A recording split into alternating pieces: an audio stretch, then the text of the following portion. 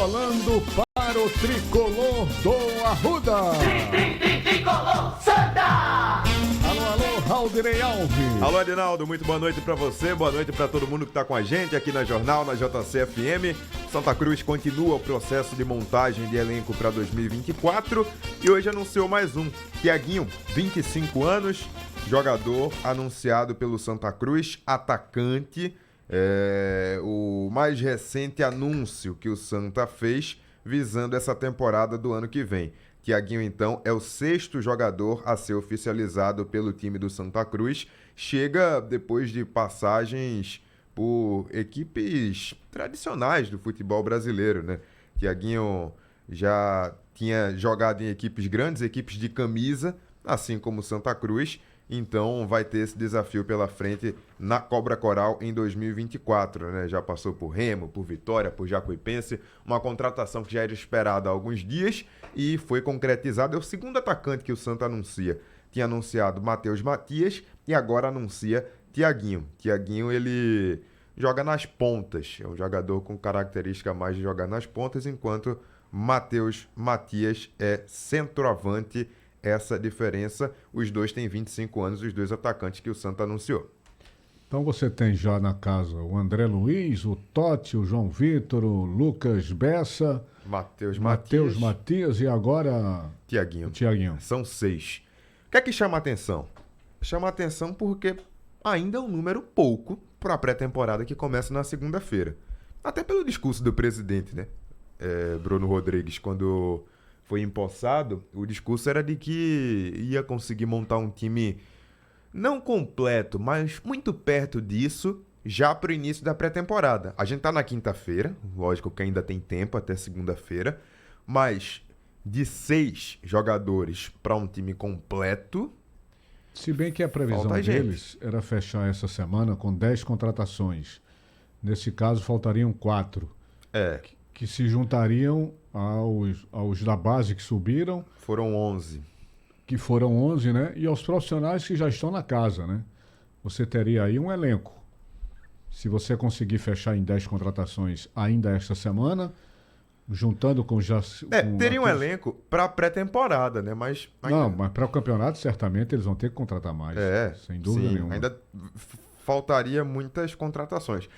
Essa questão de subir esses jogadores da base até teve a ver com isso, né? De ter gente mesmo para fazer esse trabalho. Ter um elenco para poder iniciar o trabalho na segunda-feira como eles querem, né? Segunda-feira é dia 4, não é isso? Isso, dia 4, próxima segunda-feira, à tarde. Vai ter já, muito provavelmente está previsto para ser à tarde, o início da pré-temporada do Santa Cruz. O Santa tem. Então vamos posição por posição, até para a gente mapear melhor. André Luiz, 27 anos, foi o goleiro que foi contratado. Subiu da base Thiago, de 20 anos.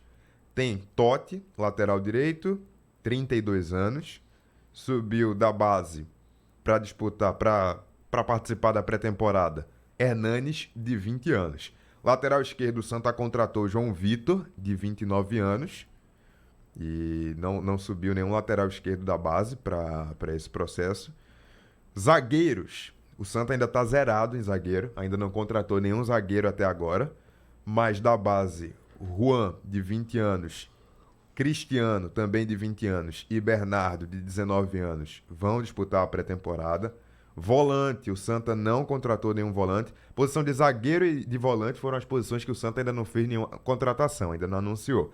Mas a posição de volante também não tem ninguém da base, então o Santa vai ter meio-campistas, Lucas Bessa, que foi o contratado, de 24 anos, Dudu Ferraz, João Vitor, Felipe Cardoso e David Miguel. Esses jogadores que subiram, alguns meio-campistas, né? A posição que teve mais gente que subiu.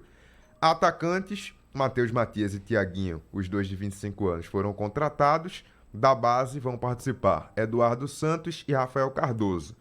Vale lembrar, o treinador do Santa, Itamar Schulli, ainda vai contar com Rock Kennedy, o goleiro, Ítalo Melo e Marcelinho. Esses jogadores remanescentes da temporada 2023. Fica faltando muita gente quando a gente pensa no time principal, que vai começar as competições de fato em janeiro. mas vai ter gente para disputar essa pré-temporada. O grande ponto que eu trago aqui é que não vai ser uma pré-temporada desde o início, já com o elenco principal formado. Essa era a grande expectativa de quando o presidente atual tomou posse, de que a pré-temporada já começasse com o elenco muito perto do elenco que vai entrar em campo de fato em janeiro. O Santa Cruz corre contra o tempo e tem as dificuldades que todos nós conhecemos, principalmente por falta de elenco. Ele teve que desmobilizar tudo quando foi eliminado precocemente, né, e vergonhosamente da Série D deste ano do Campeonato Brasileiro. Não tinha sentido ficar segurando jogadores, foi liberando aos poucos até liberar a maioria. Ficaram pouquíssimos atletas, nada que desse para comportar um elenco, então já se sabia dessas dificuldades que o Santa Cruz iria enfrentar. Primeiro, para correr contra o tempo do Santa Cruz é mais curto do que o do Sport e o do Náutico, porque o Santa Cruz já joga no dia 7 de janeiro. Isso, né? E é uma decisão, né? É uma decisão, jogo eliminatório. Jogo fora de casa, jogo eliminatório fora de casa, é contra o Altos do Piauí, lá em Teresina. Então, o Santa Cruz corre contra o tempo e tudo que for sendo feito é para agilizar cada vez mais. Se ele consegue contratar esses 10 atletas, ou um pouquinho mais, e juntando-se aos que subiram da base para o profissional, e alguns que já estavam no elenco, dá para pelo menos iniciar a pré-temporada. Mas esse ritmo frenético de contratações é preciso ser mantido na próxima semana para chegar mais jogadores, para você ir dando uma cara nova ao elenco do time.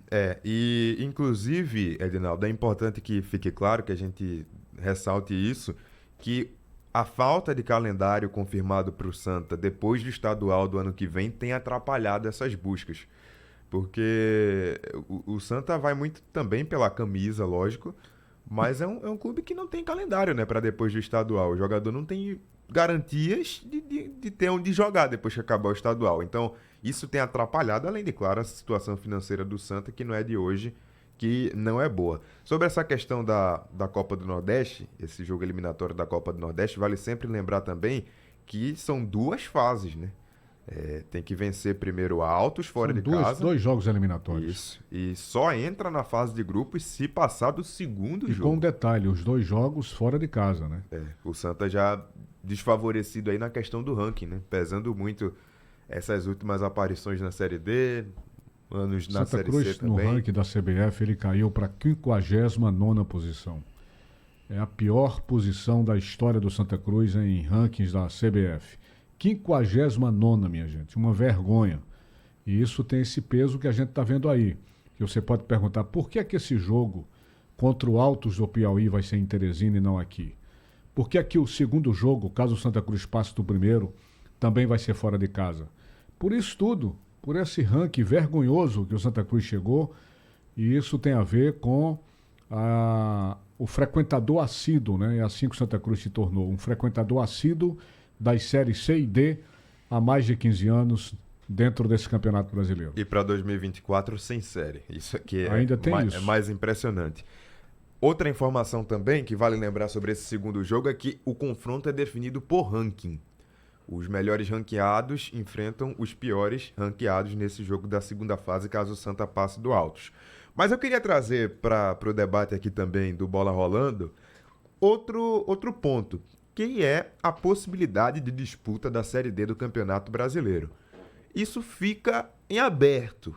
Apesar de ser algo claro, de ser claro que os classificados, é um fato, os classificados são Petrolina e Retrô, o contrato de Itamar Schulli foi feito no período de um ano, o próprio gerente de futebol, o Francisco Salles, deu entrevista a gente aqui no Bola Rolando e falou que é pela esperança de disputar uma competição no segundo semestre.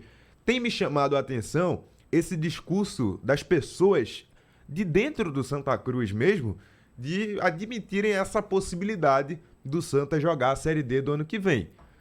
Não dá para saber como, né? Seria possivelmente uma desistência do Petrolina ou alguma mudança no regulamento da Série D, ela está descartada, né? A CBF já descartou algumas vezes. Não, e seria uma grande responsabilidade, né? Seria uma grande responsabilidade mudar regulamento agora, né? Com já está em cima da hora. Não, você fere todo e qualquer estatuto, inclusive o estatuto do torcedor, que proíbe esse tipo de artimanha, porque isso é uma artimanha, cara. Você mudar o regulamento de uma hora para outra, você pode até mudar, mas você tem que projetar isso para pelo menos 2 anos depois, no mínimo.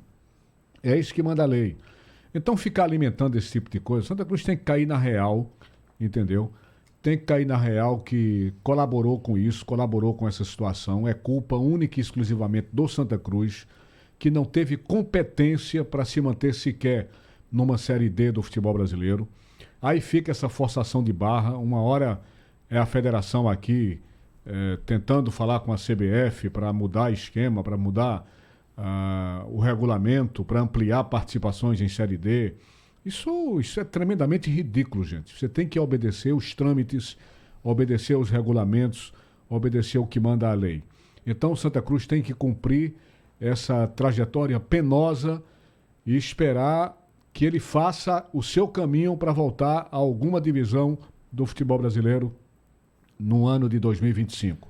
Porque ficar apelando, não só apelando, mas forçando barra para o Petrolina desistir, eu acho isso verdadeiramente lamentável.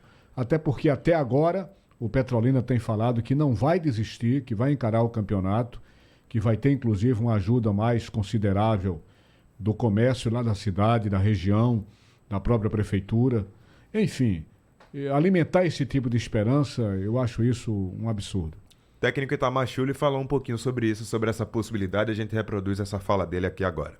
O meu intento primeiro passo nosso é buscar novamente essa classificação e o cenário nacional para a equipe de Santa Cruz. Isso é uma busca a qual eu vim com esse objetivo e todos aqueles que vão trabalhar conosco aqui vão estar bem claro para cada um esse objetivo. Se no decorrer acontecer de nós termos essa vaga para disputar o Brasileiro ainda esse ano, isso é uma questão interna que a direção resolve e está tratando. Mas nós não vamos ficar pensando nisso, nós vamos procurar dentro do campo buscar os resultados que necessitamos, que o Santa Cruz precisa, que o torcedor merece, que é buscar esse calendário para o próximo ano e também se preparar o mais rápido possível já para esse primeiro jogo que nós temos pela pré-copa do Nordeste já no dia 6, né, Sérgio? Dia 7, né? Então nós temos aí, cada dia é um dia a menos para que a gente possa nos preparar da melhor forma, né, para essa estreia. Tá, então o técnico do Santa, Itamar Schulli, deixa em aberto, né? Ele também não confirma nada, até porque não existe confirmação, mas ele deixa aberta essa possibilidade e isso me chamou a atenção, não é um discurso exclusivo dele, de algumas pessoas dentro do Santa Cruz falam abertamente dessa possibilidade do Santa disputar a Série D do Campeonato Brasileiro. Santa, então, Edinaldo, deve intensificar esse ritmo das contratações. Estou acompanhando aqui freneticamente as redes sociais do Santa, acompanhando o grupo da imprensa do Santa para ver se tem alguma novidade, alguma contratação anunciada.